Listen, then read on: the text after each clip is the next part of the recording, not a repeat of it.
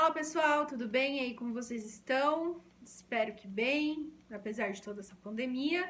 Vamos seguindo. E na aula de hoje nós vamos falar sobre o buraco da camada de ozônio. Então vamos entender algumas coisas, tá? Durante o processo de formação da Terra, então a gente teve lá Big Bang, formou o universo e tal, planeta Terra. Nós não tínhamos oxigênio, nós não tínhamos nada, a nossa atmosfera era um pouquinho diferente.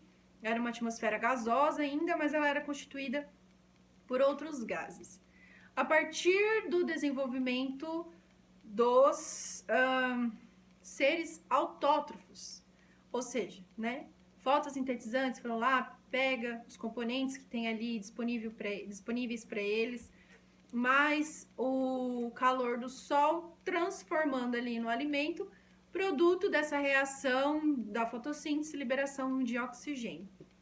Nessa liberação de oxigênio, ele é muito leve, então ele foi subindo.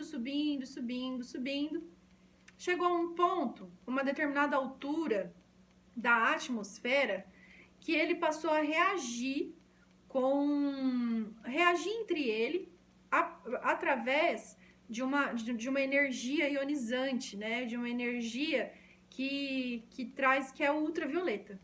Então, o oxigênio passou a ser, o oxigênio, que é a molécula O2, passou então a ser uma molécula de ozônio, que é o O3. E esse ozônio foi se acumulando, formando então a camada de ozônio em volta do planeta. Para que essa camada de ozônio serve? Para impedir que os raios ultravioletas cheguem até nós, seres vivos. Porque os raios ultravioletas são cancerígenos, eles causam mutações no código genético. Causando essas mutações no código genético, pode desenvolver câncer e determinadas anomalias, e os seres vivos não sobreviveriam. Então, a camada de ozônio vem para proteger o planeta e favorecer o desenvolvimento da vida na Terra, certo? E assim ficou por muito tempo, tipo assim, 4 bilhões de anos. Aí o que rolou? Né? O ser humano, ele desenvolveu aí um tipo de gás, aí é um gás químico, tá? Não é um gás natural, assim, que é o clorofluorcarbono, que é o CFC. O CFC é excelente em refrigeração. Então pensa, né? A gente estava ali num período, digamos assim, não é nem uma década, né? Um período assim que o ser humano estava desenvolvendo ar-condicionado, freezer, geladeira, então tudo que é relacionado à refrigeração, esse CFC era sensacional, ele refrigerava muito bem. O problema era o descarte dele. Como que você vai descartar um gás? Deixar ele, libera ele na atmosfera, né? Simples assim. A gente tinha, até recentemente, uma ideia de que a Terra tá de boa, né? A natureza vai dar conta, né? Até que na década de 70, muitos pesquisadores começaram a observar que tem um problema. Então, pesquisadores, ambientalistas, biólogos, eles se reuniram e falaram, olha, tá dando um problema, né? E aí, quando eles começaram a ver, no início já tinha satélite, claro que os satélites hoje já são muito melhores que da década de 70, mas via satélite e imagens, né, com coloração e tal, eles viram que existia de fato um buraco nessa camada constituída de ozônio.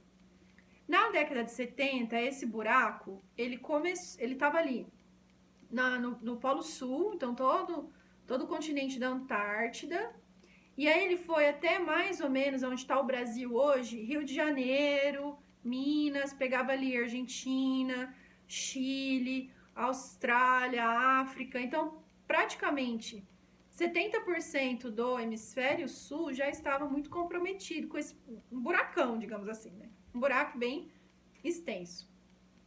E aí foi um esforço de toda a comunidade científica, os biólogos, os ambientalistas, para convencer as indústrias a não produzirem mais refrigeradores, ar-condicionados, freezer com CFC, mas ver um outro componente, né, que não fosse tão prejudicial.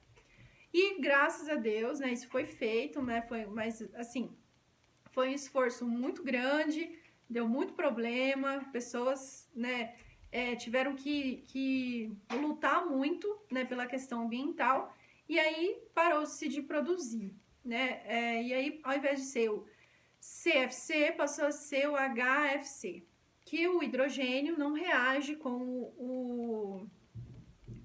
o ozônio. O problema do CFC, né, cloro, flúor, carbono, é que esse cloro, quando ele vai subindo, porque ele também é um gás leve, igual o oxigênio que vai subindo e tal. Então, quando ele foi subindo, ele reagia com o ozônio que estava ali. Então, o O3 se tornava O2. Só que aí, tá vendo que é O3, né? O2, beleza, de boa, oxigênio. Mas e esse outro O que sobrou aí dessa reação? Ele colide com outra molécula de ozônio, quebrando ela, transformando ela em oxigênio novamente. Então, o cloro, quando ele chegava lá em cima, na camada de ozônio, mais a reação com o raio ultravioleta, ele começou a consumir todo a camada de ozônio, formando então buracos. E também, não só o buraco em si, né, que já era grave o suficiente, mas também pontos assim mais sensíveis no Polo Norte e tal. Isso, gente, faz com que os raios ultravioletas entrem na Terra, cheguem até o ser vivo e causem mutações. Essas mutações podem ser deletérias, pode matar o ser vivo, pode fazer um câncer, mesmo que ele sobreviva, né? Pode causar mutações graves, tá? E também pode causar, porque a gente tá falando de um raio, né? Que é muito energético, ele também pode causar um aumento na temperatura da Terra. Então, assim, ele não é o causador do aquecimento global, mas pode contribuir com o aumento, tá? Então, ele ajuda, né? Ele não causa o aquecimento global, mas ele contribui, tá? Para o aquecimento, porque é um raio que contém energia, contém calor, e aí pode sim danificar a Terra, tá? Aquecer, né? Danificar, no caso, a temperatura. Então, desde a década de 70, parou-se de produzir o CFC, parou-se então de ser liberado o CFC. Mas, gente, uma coisa que a gente precisa entender sobre o planeta Terra, que não é assim, ó, acabou. É um processo. Assim como um processo de destruição, é um processo de restauração. Então, até restaurar e voltar ao estado normal, essa camada de ozônio demora. Então, nós estamos na década de 70, 80, 90, 2000, 2010, 2020. Nós estamos há 50 anos esperando, e tem que ser uma espera, né? Não tem como a gente ir lá e produzir ozônio, então é uma coisa natural, tá? Nós estamos esperando que o buraco da camada de ozônio volte. Ele voltou. Tem voltado, né? Não totalmente, mas se você parar para pensar, antes era 70% do hemisfério sul, hoje já é 30%. Então pega ainda um pouquinho da Oceania e o polo sul inteiro, né? Toda ali a parte da Antártida. Mas já é um grande avanço, certo? Então o problema do ozônio, da destruição da camada de ozônio é esse, tá? Mas vocês também vão observar, lerem alguns textos e ver algumas aulas, inclusive o material de vocês, que o ozônio também é liberado por um processo normal de combustão dos combustíveis fósseis. A queima dos combustíveis fósseis também libera ozônio. Só que esse ozônio contribui para o aquecimento global, tá? Porque assim, nós temos a camada de ozônio, tá? Bem alta, bem assim lá para cima, e nós temos a camada do efeito estufa. E o ozônio produzido, ele tá bem aqui embaixo.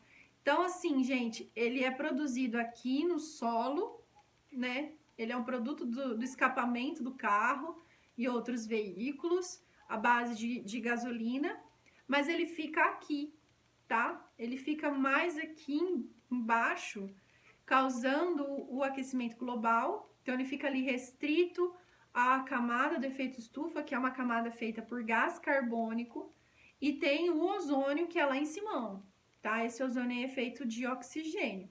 Esse ozônio, ele é produto da queima dos combustíveis fósseis. Algumas vezes eu vejo alguns alunos confundindo muito esse conceito.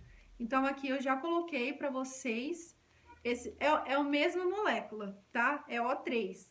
Mas esse buraco na camada de ozônio, ele é causado por um processo de decomposição do ozônio pelo CFC.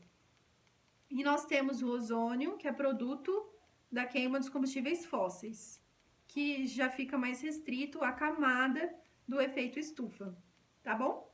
Espero que tenha ficado claro para vocês essa diferença e o perigo, né, do buraco da camada de ozônio, e até a próxima aula.